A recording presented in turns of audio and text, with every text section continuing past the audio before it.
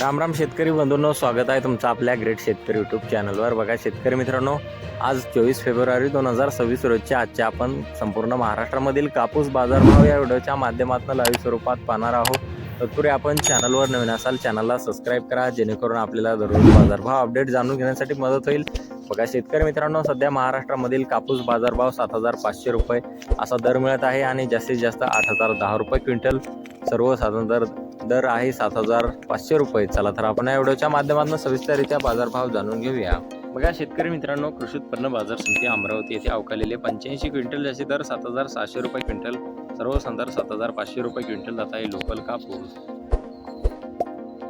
बघा पुढे आहे सावनेर बाजार समिती अवकालेले 2,500 क्विंटल जास्ती दर 7,500 रुपये क्विंटल जात आहे लोकल कापूस।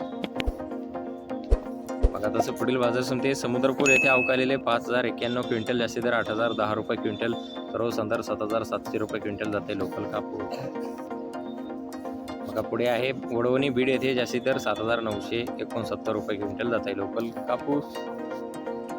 पाहू शकता पुढे आहे मारेगाव बाजार समिती जास्तीचा दर आहे 8,010 रुपये क्विंटल जात आहे एच4 मध्यम स्टेपल कापूस। बघा तसं देऊळगाव बाजार समिती आहे जास्ती दर आहे 7,945 रुपये क्विंटल, सर्वसाधारण 7,800 रुपये क्विंटल जाते लोकल कापूस।